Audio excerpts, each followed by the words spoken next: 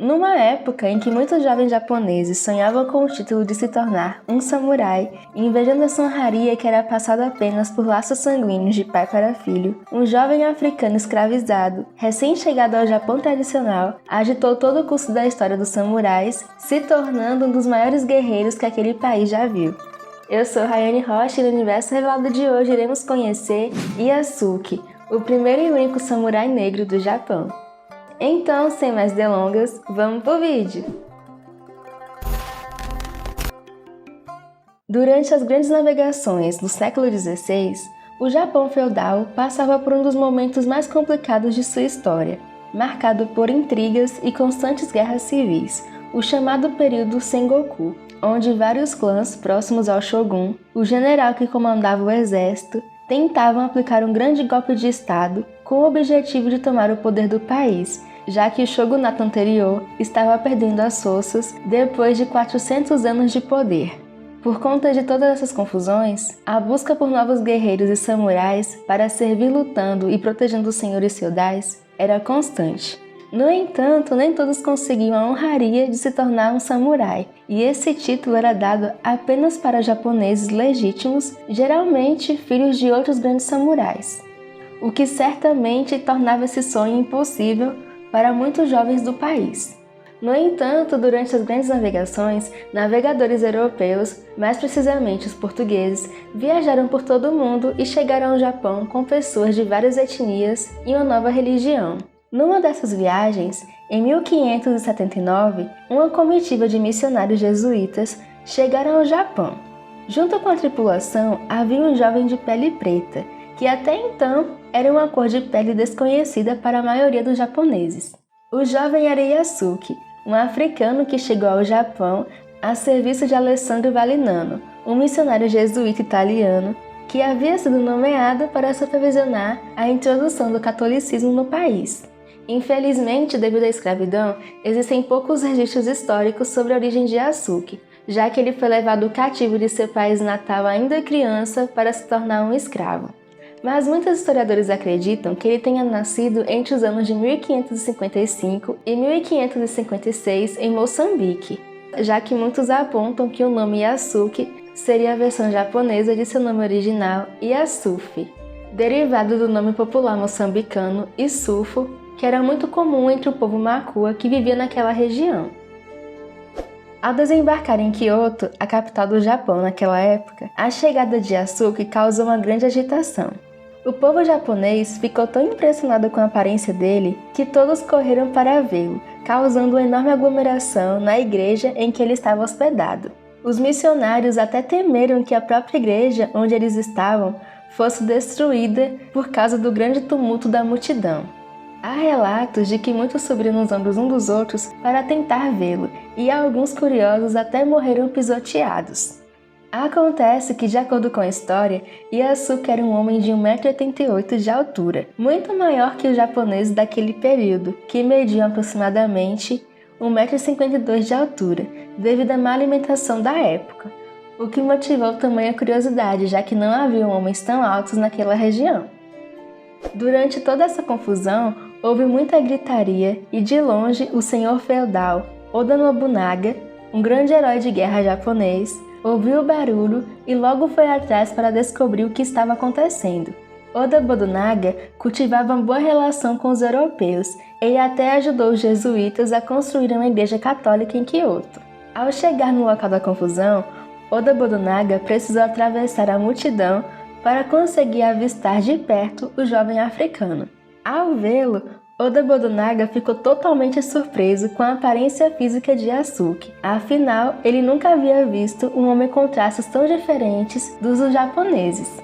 Para vocês terem ideia, ele ficou tão impressionado que imediatamente solicitou pessoalmente que os missionários deixassem que ele conversasse a sós com Yasuke. E devido à sua boa relação com os europeus, os missionários não negaram esse pedido e deixaram que os dois ficassem sozinhos frente a frente em uma das salas do templo. Naquela ocasião, o jovem até então escravizado já tinha alguma noção da língua japonesa, pois os jesuítas o haviam ensinado durante todo o longo caminho até o Japão. Por isso, para a surpresa do grande Nobunaga, Ieyasu conseguiu ter uma boa conversa, demonstrando ser um homem extremamente educado e compreensivo.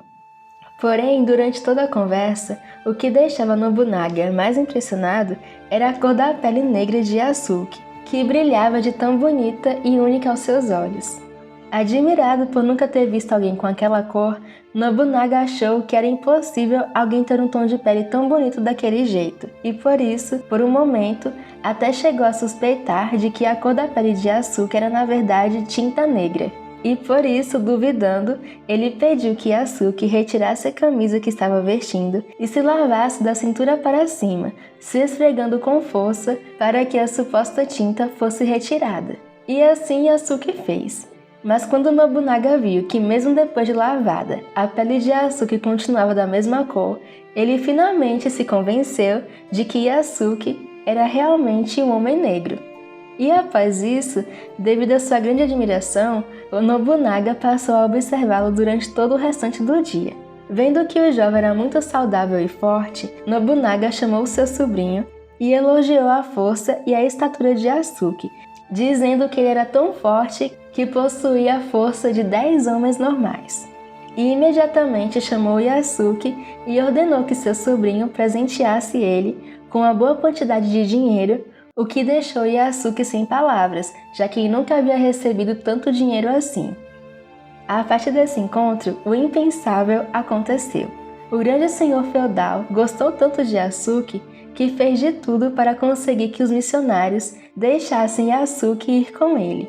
E como os europeus tinham uma boa relação com Oda Nobunaga, os missionários provavelmente não souberam dizer não a ele, liberando o jovem Ieyasu. Dali em diante, Ieyasu passou para o serviço do senhor feudal, sendo o único guerreiro não japonês a fazer parte da comitiva de Oda, o que fez com que rapidamente Ieyasu crescesse em classe social e fosse aceito com respeito pelos mais nobres. Após 1 ano e meio de convivência, conquistando a total confiança de Oda Nobunaga, os dois se tornaram grandes amigos, vencendo grandes batalhas e cavalgando lado a lado. Em maio de 1581, Ieyasu foi convidado para ir ao castelo de Nobunaga, em Azuchi. Chegando lá, para sua surpresa, uma cerimônia estava à sua espera. Nesse dia, Nobunaga o consagrou como um verdadeiro nobre, fazendo de Ieyasu o primeiro samurai negro e estrangeiro do Japão, ao dar a ele a sua katana, uma importante espada tradicional japonesa que era usada pelos samurais do Japão antigo e feudal. E o mais incrível de tudo era que receber uma dessas significava muito para um guerreiro, pois era a maior honraria que um japonês poderia receber. A katana era muito mais do que uma arma para um samurai. Feita totalmente à mão, ela era a extensão de seu corpo e de sua mente. Assim, os samurais virtuosos e honrados faziam de sua espada uma filosofia de vida. Para o samurai, a espada não era apenas um instrumento de matar pessoas, mas sim uma forma de fazer a justiça e ajudar as pessoas. A espada ultrapassava seu sentido material, simbolicamente era como um instrumento capaz de cortar as impurezas da mente. E desse dia em diante, após o recebimento de sua katana, Ieyasu passou a trabalhar diretamente no castelo de seu senhor feudal, sendo tratado como um verdadeiro membro da família. Para vocês terem noção da tamanha confiança que Ieyasu conquistou, há relatos de que ele fazia parte de um pequeno grupo de nobres que tinha autorização para se sentar e jantar ao lado de Nobunaga, o que era algo totalmente raro. Mas infelizmente, quando tudo parecia ir perfeitamente bem, um evento trágico deu uma reviravolta dramática na vida do jovem samurai. Quando certa noite, em junho de 1582, enquanto caminhava pelo jardim de seu castelo, Oda Nobunaga foi traído por Akechi Mitsuhide, um de seus próprios generais, que, revoltado contra ele, armou um golpe e o atacou. Nesse momento, Ieyasu correu e lutou ferozmente contra ele, para defender o seu mestre. Infelizmente, sem sucesso, os dois foram trancados machucados em uma das salas do grande palácio. Sem saída, ao perceber que Akechi venceria a batalha, Oda Nobunaga se viu forçado a realizar o seppuku, um ritual que tirava a própria vida praticado por grandes guerreiros, a fim de manter a sua honra como samurai. Mas antes, ele pediu que Yasuke o decapitasse e em seguida levasse a sua cabeça e a espada ao seu filho. E segundo os historiadores, escolher Yasuke para realizar esse ato foi o sinal mais puro de grande confiança que alguém poderia demonstrar. E após o falecimento de seu mestre, Yasuke voltou para o castelo de Azuchi para servir o filho de seu mestre. Porém, o filho de Nobunaga, ao ver que também seria derrotado por Akechi, também cometeu o ritual do seppuku, retirando a sua própria vida.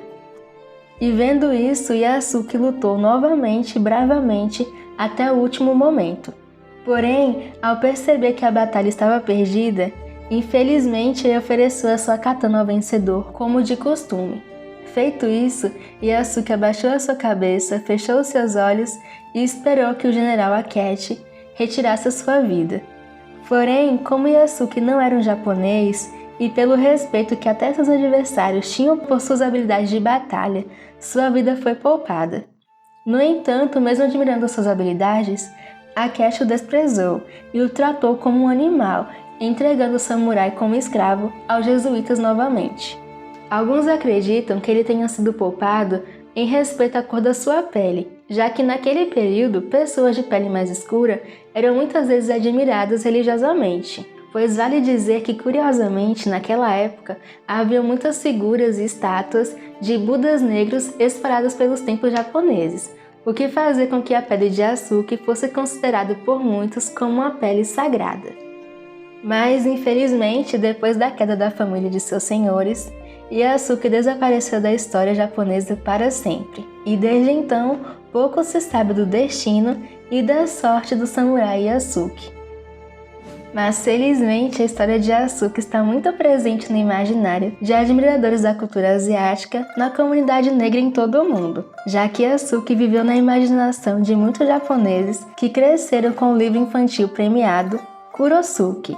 Kuro, que significa negro em japonês, escrito por Kurosu Yoshio, que dramatiza muito bem a vida de Yasuke, que inclusive já inspirou filmes como Black Samurai, de Alden Addison, e recentemente até a Netflix lançou uma série de anime nipo-americana baseada na história do guerreiro. E você, já conheceu a história desse samurai? Me conta aqui nos comentários, e se você chegou até aqui, não esqueça de deixar aquele like e se inscrever aqui no canal para conhecer outras histórias como essa.